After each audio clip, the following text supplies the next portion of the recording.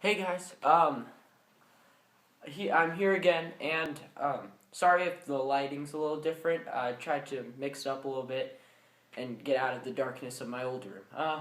Got a little different background.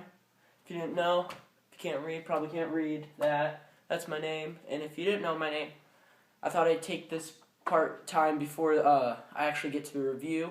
I'm Harrison. You can probably tell that by my channel name if you're watching. And I made this channel so I could give my thoughts and reviews about different types of movies. I'll try not to just do comic book movies, even though I have a closer connection to those. But yeah, I'll try to do some consistent videos. I'd love if you guys could keep watching, subscribe, like. I love thoughts, so yeah. On with the review. The other day was Superman from the 70s on our countdown to DC week leading up to Batman vs. Superman. This time, we're going to take on the other side of the story, 1989's Batman.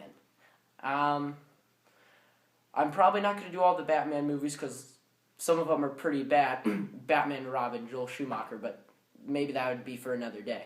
But 1989's Batman has something people, I think, overlook because of the great Dark Knight trilogy by Christopher Nolan. And don't get me wrong, those are some great Batman movies, but I'm going to stick to where these heroes came from at first. And not the 60s Adam West show. Maybe that deserves another time, too. But back to the point. The movie came in 1989 in theaters. The excitement, I couldn't even believe the excitement. I wasn't alive again, but I just heard stories about how much people were wanting to see this because, I mean, before all we knew were the campy, cheesy Adam West 60s show, and this was different. Tim Burton directed it, and he had a history of doing good movies, but the problem with the movie that everyone said was who they picked as the title character, Batman. It was Michael Keaton, and before this, Michael Keaton did some comedy movies like Mr. Mom, Beetlejuice, all this stuff, and people didn't want to have their Batman be all jokes and laughs again. So what they tried to do was they tried to get away from that. And people knew because Tim Burton was, known for making more dark movies. And that's very much what this 1989 Batman is. But the image of Michael Keaton kind of tainted what they were trying to go for. But it's hard to see anyone who complains about Michael Keaton's portrayal as Batman. You have your campy Adam West. You have your hockey pants. Our generation, 2000s Christian Bale Batman. Then you have something in between, in my opinion, which is a jokey but serious Michael Keaton Batman. And helping Batman on the way, well, I guess not helping him, but supporting in the movie was Jack Nicholson's Joker. And when I say Joker now, people might think Heath Ledger. But at the time, they're pretty well matched, in my opinion.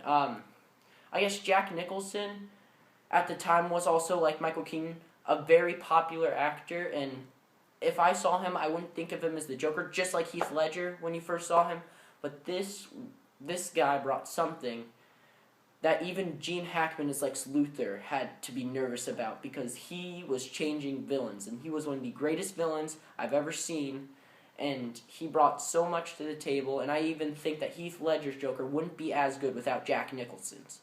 The story is, it's a good story. It's very basic Batman. There's no Robin, because this is still, they wanted to stay away from cheesiness, and I think Robin definitely would have brought that to the table if they introduced him.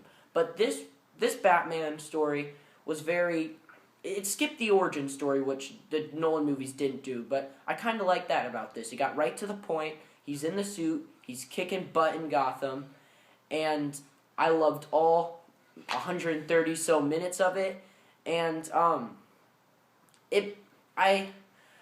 think it's because I have a closer connection to Batman because I've always enjoyed him more. But pardon the noise if you can hear. I have a busy house, but I think I had a closer connection to Batman because before I didn't even know who Superman was when I think I first watched this Batman. I didn't really even know much about him, but I always knew Batman, and that's why I'm saying that I do like 1989's Batman more than Superman 75, which isn't bad. They're still very good movies, very close to each other, but if I had to give my thoughts, I would say better acting from the whole cast, more entertaining, and it brought Batman to people that they've never seen before. And I think all Batman movies to follow followed that formula. So, yeah, those are my thoughts on 1989's Batman. I would definitely recommend watching it, especially before you go see Batman vs. Superman, just so you could compare the Batmans.